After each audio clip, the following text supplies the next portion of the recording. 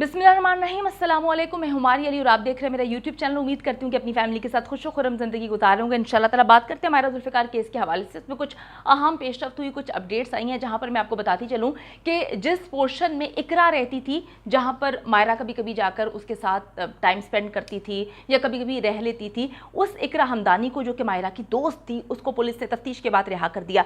आज की वीडियो में हम बात करेंगे कि कौन कौन सी अहम पेशरफ्त सामने आई हैं और किसके खिलाफ इस वक्त पुलिस ने शिकंजा मजीद कस लिया है, और एसएसपी इन्वेस्टिगेशन की जानिब से कुछ अहम चीजें भी सामने आई हैं। वीडियो को आखिर तक देखें। जिसने अभी तक मेरा यूट्यूब चैनल सब्सक्राइब नहीं किया वो कर लीजिएगा, साथ ही साथ बेल के आइकन पे क्लिक करें ताकि इस हवाले से जितनी भी अपडेट्स मुझे मिल रही हैं मैं वीडियो के जरिए आप तक पहुंचाती रहूं। तो मैं आपको बताती चलूं कि इकरा हमदानी जो है, जो कि दोस्त थी मायरा जुल्फ़िकार की, पुलिस ने तफ्तीश के बाद उसको रिहा कर दिया है। एक और चीज़ मैं आपको क्लियर करती चलूँ, लोग बोल रहे थे कि मायरा जुल्फ़िकार का अपना घर था, अपनी नानी का घर था सांदा में, जहाँ पर वो रहा करती थी। तो लोगों ने बात बोली कि जी उसकी फैमिली वहाँ पे रहती थी, फिर उसने डिफेंस का पोर्शन क्यों रेंट आउट किया। तो मैं एक और चीज़ बड़ी क्लियर करती चलूँ, हमारे माशरे में प्रॉब्लम सिर्फ इतनी है कि लोग इन्वेस्टिगेशन किए बगैर, किसी भी चीज़ की तहकीक किए बगैर, जो चीज़ उनको अपने मतलब की पसंद आती है एक लाइन में, उसको पिक कर लेते हैं, उसको निकाल लेते हैं और बाकी ना उसका सयाको सबाब देखते हैं, ना आगे देखते हैं, ना पीछे देखते हैं। इकरा ने 1 महीने पहले डिफेंस का ये घर जो है जहाँ पर मायरा जुल्फ़िकार का मर्डर हुआ, ये एक पोर्शन है, अपर पोर्शन, उसने जो है रेंट आउट किया था। खुद उसने वहाँ पर जो है रहने के लिए ये पोर्शन लिया था, और इस पोर्शन में जितने कमरे थे उसमें से एक कमरा उसने कहा था मायरा को कि अगर तुम आती हो, ये कमरा खाली ही है, तो अगर कभी आके तुमने रहना होता है तो यहाँ पे रह लिया करो। तो मायरा जुल्फ़िकार ने कोई वहाँ पर उसके साथ रेंट शेयर नहीं किया, ना उसके साथ पोर्शन शेयर कर रही थी। मायरा जुल्फ़िकार सिर्फ जाके रहती थी इकरा के साथ। इकरा जो है इसने सिर्फ 1 महीने पहले ही ये पोर्शन जो है लिया था। जिस रात कत्ल हुआ था उस रात मालिक मकान, जिसका कमरा मायरा के कमरे के बिल्कुल नीचे था, उसने मायरा जुल्फ़िकार के कमरे से कुछ आहटें सुनी थी, कुछ आवाज़ें सुनी थी, जिसकी वजह से उसने इकरा को कॉल की थी, लेकिन इकरा ने कॉल पिक नहीं की। मालिक मकान की जानिब से उससे रब्ता करने की कोशिश की, लेकिन जब उसने देखा कि वो कॉल पिक नहीं करी, अगर मायरा जुल्फ़िकार वहाँ पर रहती होती तो डेफिनेटली वो मायरा जुल्फ़िकार को कॉल करता। तो इकरा ने ही ये पोर्शन जो है लिया था, उसने इकरा को कॉल की, लेकिन इकरा ने जो है कॉल पिक नहीं की। इकरा की जानिब से कहा गया कि जी वो होश में नहीं थी, उसने आवाज़ें तो कुछ सुनी थी, लेकिन उसकी इतनी हिम्मत नहीं हो रही थी कि वो उठकर जो है वो देख सकती कि आवाज़ें कहाँ से आ रही हैं। अच्छा जी, मैं आपको एक बात बताऊं कि अब इस तरह से लग रहा है जैसे इकरा को कस्टडी में रखा हुआ था पुलिस ने, उसके बाद पुलिस ने उससे काफ़ी तफ्तीश की, काफ़ी दिनों से जो है, काफ़ी हफ्तों से इकरा पुलिस की कस्टडी में थी।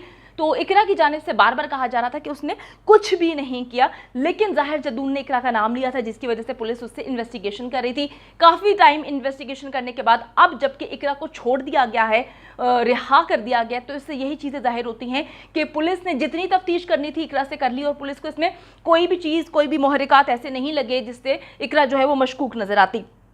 अभी तक साद अमीर भट्ट को पुलिस ने रिहा नहीं किया, लेकिन हो सकता है आने वाले दिनों में साद अमीर भट्ट को भी रिहा कर दिया जाए, जिस तरह से इकरा को रिहा किया गया। अब मैं आपको एक बात बताती चलूँ, ज़ाहिर जदून जो है वो बहुत ही शातिर किस्म का जो है मुल्जिम है, बहुत तेज़ है। इसने बड़े टाइम से प्लानिंग की थी, बहुत अरसे से प्लानिंग कर रहा था।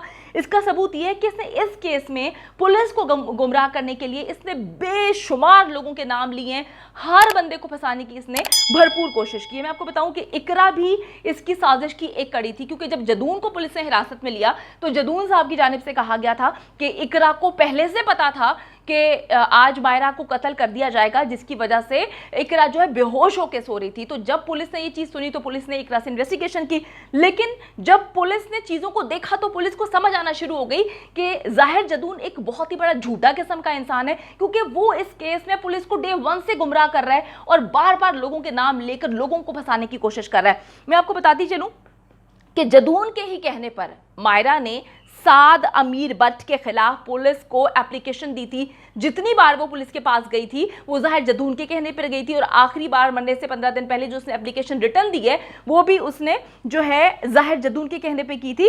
क्योंकि साद का अगर देखा जाए, जितनी भी इन्वेस्टिगेशन की जा रही है उसमें बिल्कुल भी मायरा के कत्ल के हवाले से तो कोई ताल्लुक नहीं। हाँ, अगर उस पर कोई और कमेटी बिछाई जाए या अलग तरीके से इन्वेस्टिगेशन की जाए तो ये बात तो एक अलग चीज़ है कि वो मायरा की ज़िंदगी में मायरा को कितना तंग कर रहा था। लेकिन इस वक्त अगर हम बात कर रहे हैं मायरा जुल्फ़िकार के कत्ल के हवाले से, तो मायरा जुल्फ़िकार के कत्ल की में बिल्कुल भी साद अमीर भट्ट का कोई भी लेना देना नहीं लग रहा पुलिस को। अच्छा जी, जदून ने बहुत अरसा पहले, ये आजकल की बात नहीं है, क्योंकि जब डीआईजी इन्वेस्टिगेशन की जानिब से कहा गया कि कत्ल से 2 दिन पहले जो है ये लोग इस्लामाबाद गए, तो ये सारी चीज़ें उसी की एक कड़ी थी। ज़ाहिर जदून बहुत पहले से इस कत्ल की प्लानिंग कर रहा है, अरसे दराज से इस कत्ल के मुहर्रिकात पे काम कर रहा है, एक एक चीज़ को देख रहा है। वो मैंने आपको पहले ही बताया कि मुझे लगता है कि वो कोई क्राइम सीरीज़ बहुत ज़्यादा शौक से देखता है, लेकिन उसने शायद उस क्राइम सीरीज़ की एंडिंग कभी नहीं देखी कि एंड में वही होता है जो गलत करता है वो पुलिस की तहवील में होता है। पुलिस कहीं ना कहीं से शिकंजा जो है बना के उसको गिरफ्त में ले लेती है।